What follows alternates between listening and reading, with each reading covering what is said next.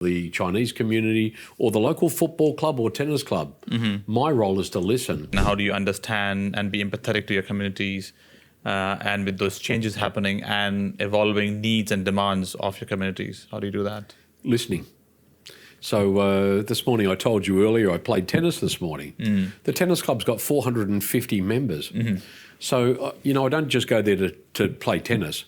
I go there to listen to people because they're talking about their lives. And I think if you can engage on that level, that grassroots level in the community, whether it's attending events at the Indian community or the Chinese community or the local football club or tennis club, my role is to listen. I can talk about myself all day, but that doesn't achieve anything. So I think you need to sit back, and good leadership's about listening. But then, listening is one thing. Then you have to actually respond. There's no point listening and taking things in if you don't at any point transfer that into knowledge. You have to actually take, what you have received through sitting patiently and asking questions.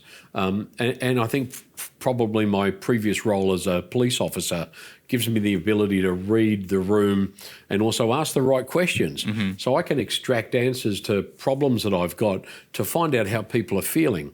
And so that helps me when we're making decisions and conducting advocacy around things that can change people's lives.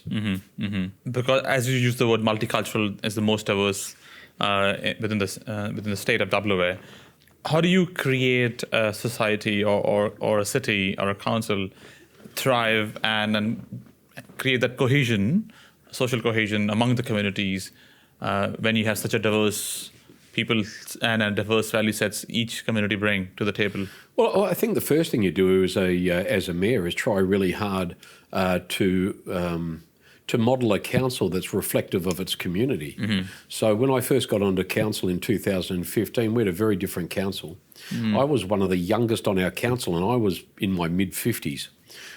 We had lots of, the whole council were white Australians, I think, from memory. And we were not reflective, in my view, of our community. I've worked really hard over the last 6 years to try to actually introduce more migrants onto the community. So up until recently, we had Hardeep Singh on there, the first Indian on our council. I was instrumental in bringing on Shen Sekon, who's actually has an MBA, a young mother of Malaysian birth of Indian heritage. We have Yvonne Rodriguez. She's the Western Australia's first Colombian migrant who's now on our council, Paul Tuchek.